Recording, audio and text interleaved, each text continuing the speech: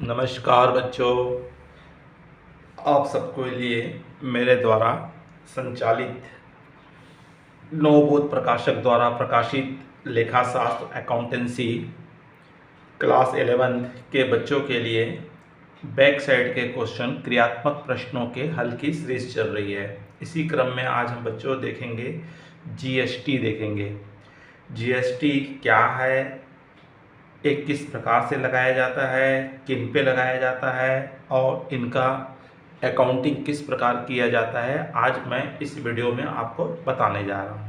तो बच्चों, इस वीडियो में आपको कॉन्सेप्ट बताएंगे कि जीएसटी क्या है और किस प्रकार से लगाया जाता है। अगर आप इस चैनल में नए हैं या पहली बार देख रहे हैं तो तत्काल आप इस चैनल को सब्सक्राइब कर दीजिए, आइकॉन बेल को पुश कर दीजिए, क्योंकि आपको आने वाले समस्त वीडियो की इन्फॉर्मेशन सूचना मिलते रहे। चलिए बच्चों, देखते हैं जीएसटी क्या है और ये किस प्रकार से लगाया जाता है, किन सौदों पे लगाया जाता है और किस प्रकार से इसको चार्ज करते हैं, आज हम देखेंगे। तो सर्वप्रथम हम आज कुछ थ्योरी पे देखते हैं कि जीएसटी क्या है। तो जीएसटी बच्चों वस्तु या सेवा कर, जिसको हम कहते हैं गुड्स एंड सर्विस टैक्स, को जीएसटी कहा जाता है। ये भारत में 1 जुलाई 2017 को सभी प्रकार के वस्तु और सेवाओं के क्रय विक्रय पर इसके चार्ज किया जाता है। बच्चों, इसके अंतर्गत जीएसटी को दो भागों में बांटा गया है। एक, राज्य के भीतर माल की सेवा या पूर्ति, और दूसरा राज्य के बाहर माल का क्रय विक्रय कहा जा सकता है या सेवा का क्रय विक्रय कह सकते हैं।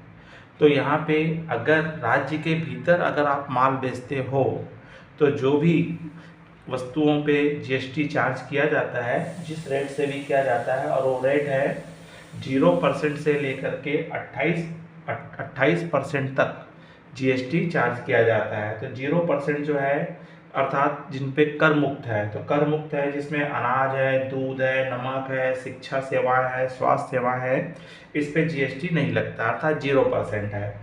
जिसमें 0.25% लगता है वो कच्चे हीरे होते हैं, उस पे लगता है। और 3% जो लगता है वो बहुमूल्य धातुओं पे लगता है, जिसमें हम सोने, चांदी, हीरे, जवाहरात के आभूषण पे जो लगता है वो 3% है। और 5% लगता है सामान्य उपभोग की वस्तुओं पर, जिसमें सामान्य रूप से यात्री एवं माल परिवहन सेवाएं, होटल रेस्टोरेंट सेवाएं आदि पे 5% की दर से जीएसटी लगता है। 12% की दर से जीएसटी लगता है दवाइयां हैं, स्टेशनरी हैं, खिलौने हैं आदि पे लगाया जाता है। और 18% जो जीएसटी लगता है वो आरामदायक वस्तुएं और सुविधाओं पर है, जिसमें हमारा चॉकलेट, बिस्किट, साबुन, घड़ियाँ, टेलीविज़न, फर्नीचर आदि है। और जो 28% सेवा के अंतर्गत आते हैं, जिन पर 28% लगता है, जो मुख्यतः विलासिताओं एवं उच्च वर्ग के व्यक्तियों के द्वारा या उच्च जो वर्ग के हमारे होते हैं पैसे वाले, उनके द्वारा उपभोग में लाई जाने वाली वस्तुओं पर लगाया जाता है। जैसे मोटर कार है, मोटरसाइकिल है, स्कूटर है, तम्बाकू है और कोल्ड ड्रिंक्स आदि हैं, एसी है, सिगरेट है, इन पे जो लगता है 28% की दर से जीएसटी लगता है।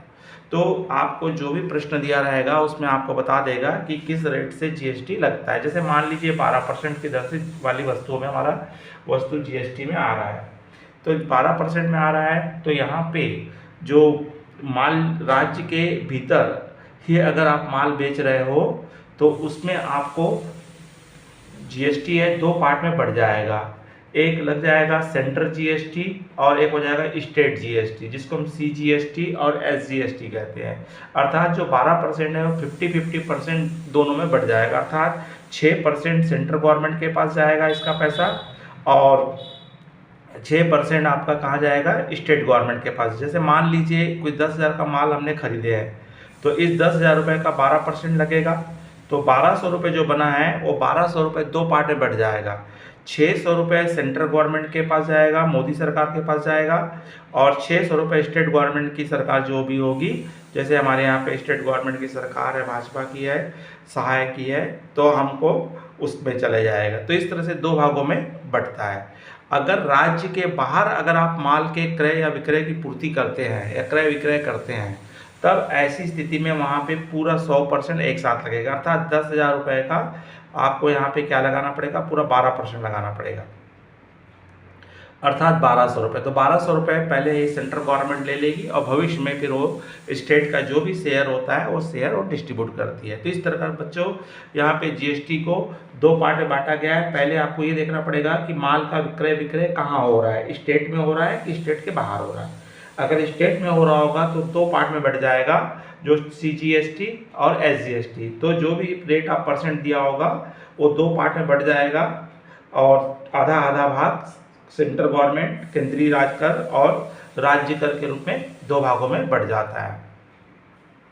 उसी प्रकार अगर राज्य के बाहर सेवा की पूर्ति की जाती है तो उसमें एक साथ आपको पूरा 100% लगता है, जिसको हम IGST कहते हैं। यहाँ पे बच्चों दो भाग आएगा, एक इनपुट GST आएगा और एक आउटपुट GST आएगा। जब आप माल का क्रय या सेवा का भुगतान करते हैं अर्थात GST पेड करेंगे तो उस समय आपका इनपुट GST होता है, और अगर जब माल का विक्रय करते हैं या ग्राहक से वसूल करते हैं या कलेक्ट करते हैं तो उसको यहाँ पे क्या कहा जाता है, आउटपुट GST कहा जाता है, जो जनरल एंट्री बनाते समय हमको इसका उपयोग करना होता है। ऐसे सौदे जिस पे GST लगाया जाता है, ऐसे कौन कौन से ट्रांजेक्शन्स होंगे जिसमें GST लगाया जाएगा, तो माल का नगद या उधार क्रय करने पर, माल का नगद या उधार विक्रय करने पर, संपत्ति का नगद या उधार क्रय विक्रय करने पर, स्टेशनरी विज्ञापन या कार्यालय सामग्री के क्रय विक्रय पर, किराया कमीशन ब्याज के भुगतान व प्राप्त करने पर, और साथ में अगर आप माल का स्वयं के उपयोग में के लिए आहरण कर रहे हो या माल को सैंपल के रूप में डिस्ट्रीब्यूशन कर रहे हो या माल का विज्ञापन कर रहे हो तो इनमें भी GST लगेगा। GST को एग्जेम्प्टेड रखा गया है। उसमें मुख्य हमारी सेवाएं हैं, शिक्षा सेवाएं, स्वास्थ्य सेवाएं, बिजली व पानी के बिल। ये 3 सेवाओं पे GST नहीं लगता है, इसके अलावा अन्य सभी सेवाओं पे GST लगता है। और हमारे कुछ महत्वपूर्ण जो है, हमारे अनाज है, दाल है, आटा, नमक, गुड़, फल, सब्जियां, दूध, दही, पढ़ने की पुस्तकें आदि, इन पे भी क्या लगा गया है, GST एग्जेम्प्टेड किया गया है। और मजदूरी और वेतन के भुगतान पे भी GST नहीं लगता है। अर्थात हम देख सकते हैं कि किन किन ट्रांजेक्शन्स पे अगर हम जब जनरल एंट्री बनाएंगे तो कब कब हमको GST हम नहीं लगाएंगे। तो उनमें हमारा आता है व्यवसाय के स्वामी द्वारा व्यापार से नगद धन लगाने पर, या व्यवसाय के स्वामी द्वारा व्यापार से नगद धन निकालने पर, बैंक में नगद राशि जमा करने पर, बैंक से नगद राशि निकालने पर, लेनदारों को सप्लायर को भुगतान करने पर या उसे कटौती मिलने पर, लेनदारों से प्राप्त राशि प्राप्त होने पर और कटौती देने पर, मजदूरी व वेतन के भुगतान पे, बिजली व पानी के बिल के भुगतान पे, यात्रा व्ययों के भुगतान पे, इन ट्रांजैक्शनों पे बच्चों GST को हम नहीं लगाएंगे। और GST लगेगा वो हमेशा किस पे लगता है, गुड्स एंड सर्विस पे। तो बच्चों जब भी हम GST लगाएंगे तो उसका किस प्रकार से जनरल एंट्रीज करेंगे और उसको किस प्रकार से आपका अकाउंटिंग किया जाता है, इसको हम नेक्स्ट वीडियो में, अगले वीडियो में देखेंगे।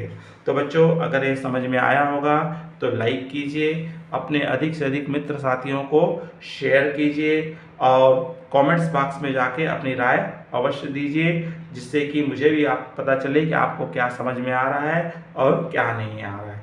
नमस्कार, जय हिंद, जय भारत।